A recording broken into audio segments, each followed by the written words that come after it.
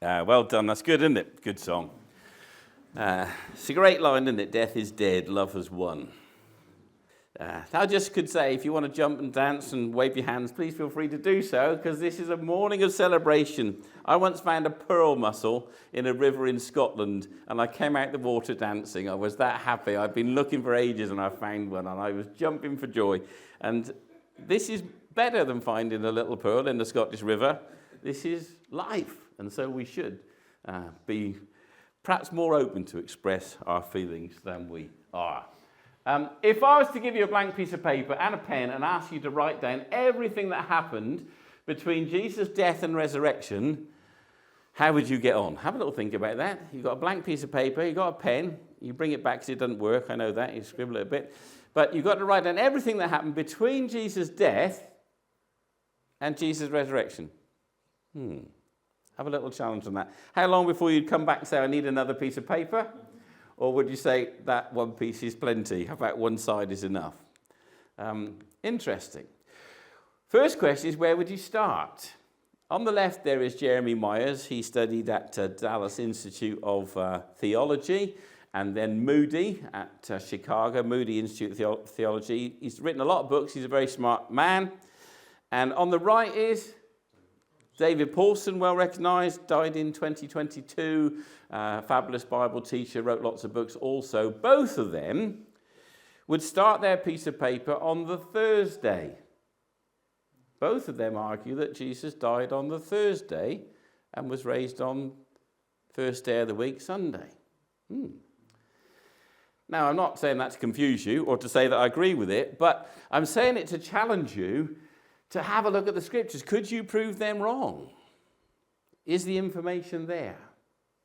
I'm challenging you just to look at the scriptures, because if the only time you look at the Bible is when you come here, I'll tell you one thing, you will not be growing as a Christian. David says, your word is more important than my necessary food.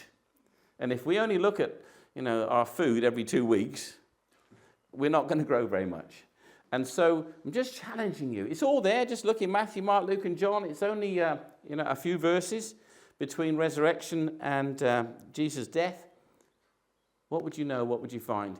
How many hours was Jesus on the cross? There's a question for you. How many hours was Jesus on the cross? Your next door neighbour who's not a Christian is talking to you about Easter, and they say, how many hours was Jesus on the cross for? Would you be able to answer that very simple, very basic question? And if we couldn't, would we be a little bit embarrassed that we didn't know that simple fact? It's all there. We'll do the answer later. Have you got an answer? I'm not going to call you out, but if you've got an answer, think it in your head. I'll let you test yourself later. So we're going to do in our first piece, what's wrong with this picture? Do you want to call out anything for me? A round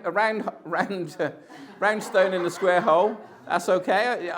I'm not going to dispute that exact part of it, but it's not far off. Linda's got the grave clothes. Shape of the grave clothes, very good. We're going to come to that. Good. All right, we've got some stuff. Let's have a little go at it.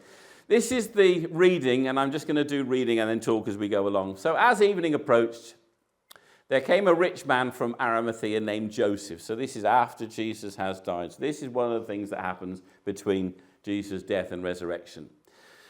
He had become a disciple of Jesus. Going to Pilate, he asked for Jesus' body, and Pilate ordered that it be given him. Joseph took the body, wrapped it in a clean linen cloth, and placed it in his own new tomb that had been cut out of the rock. He rolled a big stone in front of the entrance to the tomb and went away. Mary Magdalene and the other Mary were sitting there opposite. So that's what happens at the end of the day. Jesus is taken down from the cross. He's wrapped and put in this tomb. That's Matthew. This is Mark. What I've put is in red the bits that are new. So this is what we didn't learn in Matthew. We learned that Joseph of Arimathea is a prominent member of the council. So we didn't know that from Matthew. The council is the Sanhedrin. That's the 70 people who are the ruling elders of Jerusalem. And he's a prominent member, not one of those ones at the back who nobody knows their name. He's a prominent member in the Sanhedrin. Here we're into Luke, and we get to know a few more things. We know he was a good and upright man. We hadn't learned that before. And we learned that Joseph of Arimathea had not consented to the Sanhedrin's decision to have Jesus executed. So he was against it. And then at the bottom, a tomb in which no one had yet been laid. We already knew it was a new tomb, but we didn't know that Jesus was the first person ever to use it. And then we go to John, where we get some more information. Joseph of Arimathea was a disciple of Jesus, but secretly. So we didn't know that before. He's a secret disciple. With Pilate's permission, he was accompanied by Nicodemas. We hadn't heard that before, that it wasn't just Joseph of Arimathea, it was Nicodemus, who was another kind of secret follower of Jesus. He was also a member of the Sanhedrin, and do you remember, he came to Jesus at night, probably because he didn't want it public that he was meeting with Jesus. Nicodemus brought a mixture of myrrh and aloes, about 75 pounds. We haven't heard that before. This is details of how the body was embalmed, and the spices in strips of linen. We've heard that before, in a custom with Jewish burial customs. We haven't been told that this was done as was common in Jesus' time. So now we've got all the information. You see, we've got 4 different layers there. They add on top of each other to give us the full picture. Here is what the myrrh is like. It comes from a tree. You tap it like a rubber tree. You cut a piece and it comes out and it looks like this. It becomes a crystal. It's a resin. And as it dries out in the sun, that's what it's like. You can still buy it today. It's mentioned at Jesus' birth, isn't it? Gold, frankincense and myrrh. And here it is at his death. It's quite expensive, but you can buy that online. And then this is the aloes. This is a fragrant wood with quite a complicated story. But that was the mixture that they put as they wrapped Jesus' body. They put in this myrrh and aloes. Why have I shown you a bag of cement? Because it's 75 pounds in weight. That's why. And a bag of cement is actually less than that. You need a bag and a half of modern cement. It used to be 50 kilos when men were men. It's only 25 kilos now in a bag of cement. But you need a bag of cement and a half to have the same amount of the myrrh and aloes that they mixed in as they wrapped Jesus' body. And apart from costing well over £1,000 in modern times, this was a huge amount. This is what John saw when he went into the tomb on resurrection morning. And this was enough for John to realize that Jesus had risen. All he saw was this cocoon of these wrapped bandages. It says strips of linen wrapped around Jesus. And as they did so, they poured in the myrrh and aloes in a kind of powdered form was normal. The Jews learned this when they were in Egypt. You remember they went down to Egypt? You know what the Egyptians do, all that mummification? Well, this is kind of mummification very light, just wrapped around and put in. But a body is full of moisture. You're about 60% water. I'm not fat, I'm just overhydrated. If you took all the water out, I only weigh about 30 kilos. And of course, all that comes through the bandages, the moisture, and it triggers off all that powder, which is a resin, this kind of glue, isn't it? And it begins to form itself into a cocoon. Also, Jesus' body would have continued to ooze from the wounds. So this isn't an accurate picture because there'd have been blood coming through, and certainly the one in Jesus' side would have kept on oozing. So what John saw was this cocoon shaped like a body, a very fragile cocoon, but with no body in it, and with the wounds on head and hands and feet and side. And John, just from the physical evidence, it says particularly that they didn't understand from Scripture that Jesus had to rise from the dead. Just from that evidence, he worked out that Jesus was alive. He bent over and looked in at the strips of linen lying there, but he did not go in. That's John. Then Simon Peter came along. He went straight in. It's very typical of Simon Peter. He just ran straight in, although he arrived second. Then John went in. He saw the cloth that was round Jesus' head, still lying in its place. The idea is that the body has gone and all the grave clothes are left, just like this very fragile cocoon. He saw and believed. There it says at the bottom, he saw and believed. John is the first person to believe. Mary's the first person to meet the risen Jesus, but John is the first person to believe after Jesus' death, with the possible exception of the centurion, although we don't know quite at what moment he made his pronouncement. They still did not understand from Scripture that Jesus had to rise from the dead. So that's one of the things that's wrong with this picture. The grave clothes weren't folded up like that, because there's no evidence in that, is there? Somebody could have just stolen the body and put some grave clothes in. The evidence is exactly as it's described in Scripture. There's something else wrong with that picture, but we'll come back to it in a minute. The first person to believe that Jesus had risen was John, and that was based on the physical evidence alone. And I just challenge anybody to look into this story, read the details in Scripture, and see how it all fits together. There is lots of evidence, I believe, for anybody who will look with an open mind. Know this person, anybody? Charles Colson. Charles Colson was involved in the Watergate scandal, going back to Nixon. Charles Colson served as special counsel to President Richard Nixon from 1969 to 1970. He was convicted and imprisoned for his involvement in the Watergate scandal. He was the first of 40 people of the Nixon administration to be jailed for Watergate charges. They were burglarizing the opposition and putting in illegal bugs and doing all kinds of dreadful stuff, and they got caught. In prison, he became a Christian. And after he came out, has had a powerful testimony around the world. And this is what he says about the resurrection. I know the resurrection is a fact, and Watergate proved it to me. How? Because 12 men testified they had seen Jesus raised from the dead, and they proclaimed that truth for 40 years, never once denying it. Everyone was beaten, tortured, stoned, and put in prison, and most of them were martyred. Most of them were killed for saying, giving testimony that Jesus was alive. They would not have endured that if it weren't true. Watergate embroiled 12 of the most powerful men in the world, and they couldn't keep alive for 3 weeks. I think that's just a great point. They couldn't tell the same story for 3 weeks. If they hadn't done, they probably would have got away with it, but they just couldn't keep quiet. You're telling me that 12 apostles could keep alive for 40 years? Absolutely impossible. And that is very powerful evidence again, that their lives were transformed. Most of them gave their lives, saying, that's what happened, that's what I saw, that's how it is. And it cost them their lives. So some powerful evidence there.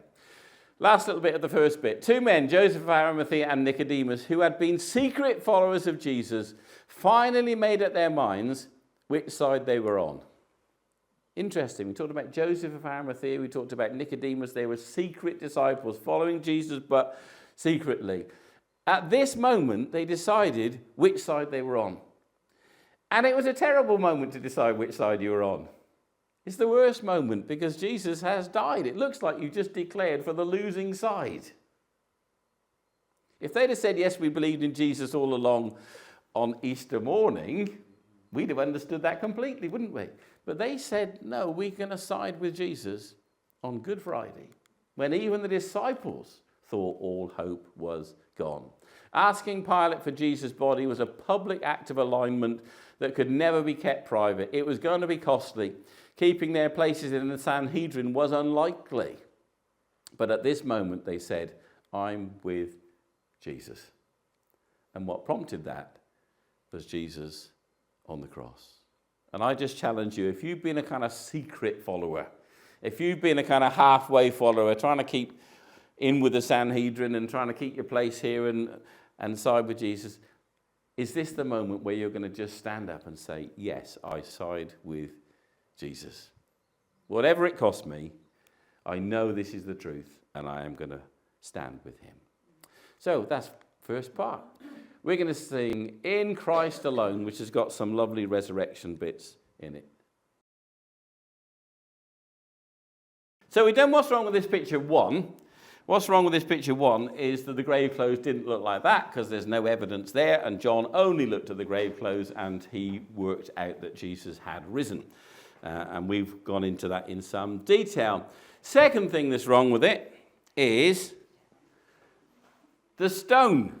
So somebody said the stone, but maybe not has been mentioned quite yet. What's wrong with it? So we'll have a look at that one next.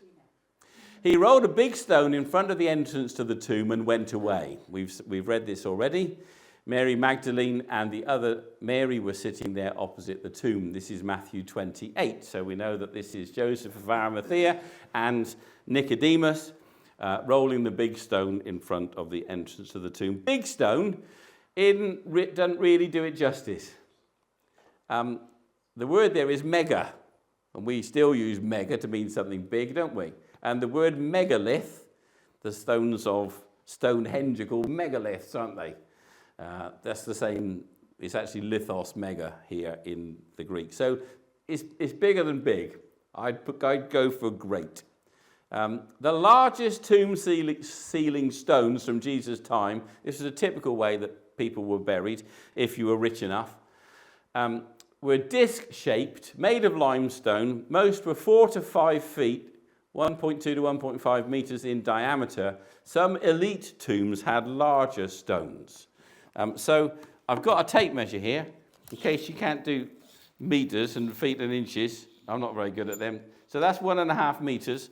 So a stone this big, that's quite big, isn't it? It'd need to be about 1 foot thick, or else it really wouldn't be strong enough. So you're talking something that's going to weigh 1.5 tons, if you do the calcs on that. And if you had an elite tomb, you had a bigger stone. The reason you had a bigger stone is because you didn't have to bend down so far. So one of the ways you could show how rich you were was by having a bigger entrance. So if you were poor and you had one of these designs, I lost me pointy thing. Just inside the door. Oh, thank you. I'm just nipping out for a minute. Thank you, darling. So you can see the stone up here, and there's the door. Now, if you were poor, your door would only be about this high, and you'd have to get on your hands and knees really to get in there, which was fine, because you don't go in there very often. You only go in there to take a body in, and then after the body has decomposed, you pick up the bones and put them in this bit, which is called an ossuary, which is where the bones are put. So that's how it went. If you were rich, you could show that you were rich by having a bigger door, and consequently, you had to have a bigger stone. You can see that this stone is in a track, and there's a little wedge there. This is slightly downhill, so closing it wasn't very difficult. You took the wedge out, but opening it, you had to push it uphill and roll it back. Now, if 3 or 4 women couldn't roll it back, it was one of the big ones. Because you had to lift it, you just had to roll it. Perhaps they'd forgotten their physics lessons on using levers and fulcrums, but they were worried, weren't they, about moving the stone. So that's the overall design. That's what it would have looked like. And if you go to the Garden Tomb in Jerusalem, where Victor Jack worked for a long time, I visited there, and General Gordon found it. That's how it's set up, and it's accurate from an archaeological point of view. The next day, the one after preparation day, the chief priests and the Pharisees went to Pilate. "Sir," they said, "we remember that while he was still alive, that deceiver said, 'After 3 days, I will rise again.'" So the possibility of fraud and trickery was thought of very, very early. The chief priests were alert to this. They knew that Jesus said, "I'm going to rise on the 3rd day." Interesting that Jesus' disciples had forgotten that. That didn't seem to occur to them at all. But Jesus' enemies knew it full well. So, give the order for the tomb to be made secure until the 3rd day. Otherwise, his disciples may come and steal the body and tell the people that he has been raised from the dead, and the last deception will be worse than the first. So I think it's fascinating. You know, we think we're a cynical generation and we can think up all the scams, but nothing's new under the sun. They thought of it straight away. We don't want it to go this way, and so they went to Pilate with the problem. "Take a guard," Pilate answered. "Go and make the tomb as secure as you know how." So they went and made the tomb secure by putting a seal on the stone and posting the guard. Now, when it says "take a guard" here, that's not singular. That's not one chap who's a guard. This is a Greek word which means a watch. Minimum of 4 people. And the watch bit is really important. It means however long you're on duty, there was always at least two of them awake. That's how the watch system worked. That's technically what it means. So a watch means there's never anybody asleep. That comes into the story in a minute. So here we go. You've been given the brief and told by the most powerful man in Jerusalem. He's governor of Judea. He's been appointed by the emperor himself. That's Pontius Pilate. You've been told by him to make the tomb as secure as you know how, and been warned about this disciples' plot thing. What do you do first? Come on, you're put in your place in the Roman soldiers. What would you do first? What's your first job when you get to the tomb? Stand up. Stand up. Stand up. Well, you certainly got to stand up and stay awake. Anybody else got a thought what you got to do first? First thing you've got to do is make sure there's a body in there. Because otherwise you've wasted your time, won't you? So the first thing they did was roll it open and send the youngest one, go in there and see if there's a body in there and poke it and make sure it's real, because otherwise you're wasting your time. So the first thing they did, I'm certain, was open the tomb. And then they closed it, and then they sealed it. How would you seal a tomb? You seal a letter with wax. Who said that? Very good. Cement. Romans were very, very good at cement. They used volcanic ash. They used limestone. And their cement was so good that it would set underwater. And that aqueduct at Caesarea, I've been there and walked through, is 2,000 years old and held together with Roman mortar. It's a fantastic bit of work. And if you go to Colchester and into that park by the end of the main street, that wall there is 2,000 years old and built with Roman cement. So you can see they were good with cement. It was the same as ours. It was a bag of cement. It was dry. You added water. And I'm quite certain that they brought a bag of cement with them, mixed it up, and put it around the top. How else would you seal a tomb if you've been told to make it as secure as you know how? So I think that's what they did. After the Sabbath, at dawn, on the first day of the week, Mary Magdalene and the other Mary went to the tomb. There was a violent earthquake, for an angel of the Lord came down from heaven and, going to the tomb, rolled back the stone and sat on it. Now, remember I gave you this task. If I was to give you a blank piece of paper and asked to write down everything that happened between Jesus' death and resurrection, would you have this on your bit of paper? You shouldn't have, because Jesus' resurrection has already taken place. It's very important to remember that the stone was not rolled back to let Jesus out. The stone was rolled back to let us in, so that we could see that the tomb was empty. The resurrection had already happened. So this would not be on your piece of paper that starts with Jesus' death and finishes with resurrection. But you see this? He rolled back the stone and sat on it. And sat on it. Which I think can only really add up one way. He rolled back the stone. Do we have the bit about? His appearance was like lightning. His clothes were as white as snow. The guards were so afraid of him, they shook and became like dead men. So this is a very, very impressive angel in his full kind of power and glory. And I think he just put one hand on it and went like that. And I think it rolled back so powerfully that it jumped out the track, because there was a lot of hard concrete about, and jumped out the track and rolled around like a coin on the table, and rolled and just settled down in front of the tomb. I don't think it was standing in front of the entrance at all. And that's why it says, and he sat on it. I think it shows his complete contempt for all the attempts of the soldiers and everything else to seal this up. And I think it just jumped out and rolled around, because I can't picture any other way that he was sitting on it. The angel said to the woman, "Do not be afraid, for I know that you are looking for Jesus who was crucified. He is not here. He has risen just as he said." You can only picture that the angel's glory was dialed down, because otherwise I think he'd have been too terrifying for the women to even have a conversation with. And you can see that about angels. Sometimes in this story they are very impressive, and basically the soldiers pass out at his presence, and in other places they speak and folks don't even know. That's one of the angelic characteristics. They can show or hide their angelic nature. He is not here, he has risen. I love, why do you look for the living among the dead? It's almost rebuke. What are you doing here? You're carrying all these spices and things. Well, what for? You should know. Jesus told you that he wasn't going to be here and that you're not going to need them. He is not here, he is risen, just as he said. I love that little line. Some of the guards went into the city and reported to the chief priests everything that had happened. When the chief priests had met with the elders and devised a plan, they gave the soldiers a large sum of money, telling them, "You are to say, his disciples came during the night and stole him away while we were asleep. If this report gets to the governor, we will satisfy him and keep you out of trouble." So the soldiers took the money and did as they were instructed.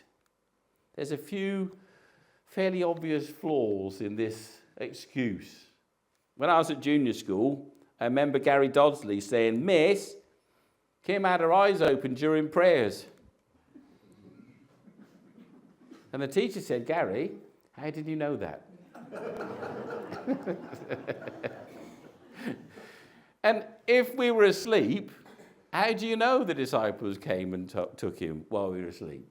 It's ridiculous, isn't it? And also, I already told you that the word watch actually means that. There's always somebody on duty. The minimum punishment for falling asleep on duty for a Roman soldier was a flogging. The next level was dishonourable discharge, in which you lost all your pension rights and your payoff. And the top one was execution. And if you've been told by the chief man to make it as secure as you know how, I think you're probably in line for the top one. So this just simply didn't happen. But that's the story that they came up with. The job of the soldiers was to ensure that there was no fraud or trickery, and they did just that.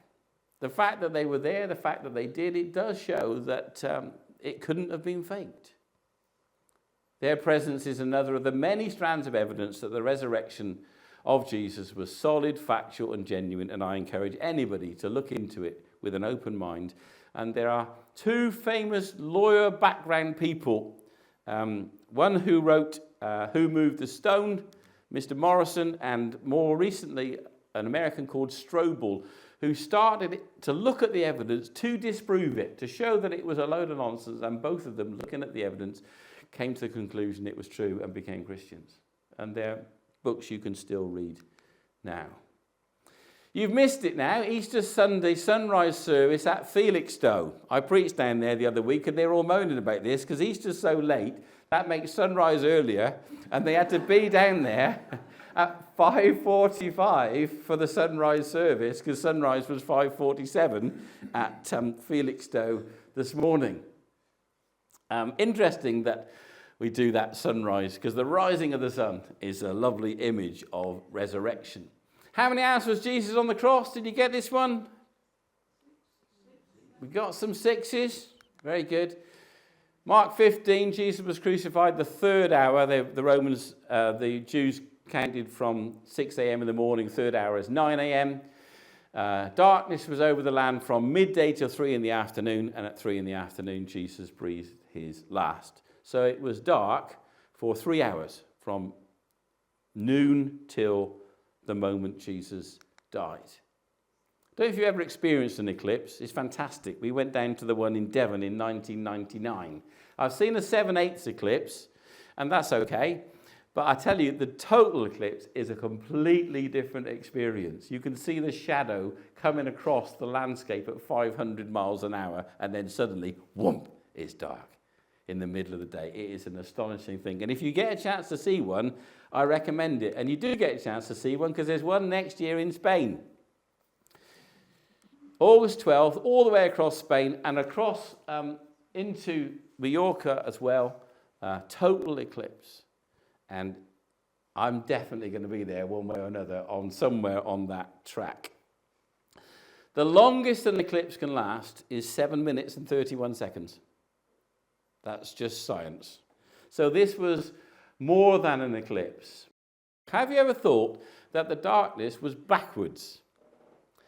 If this was meant to be a cosmic sign, surely the moment that Jesus dies, Jesus, the light of the world, dies, is the moment the light goes out. That's how you think it would go. In Shakespeare, There's things that happen in nature that echo like when Macbeth kills Duncan. And it's a common thing. And you'd think the moment the light of the world dies would be when the darkness comes, wouldn't you? But it's the other way round.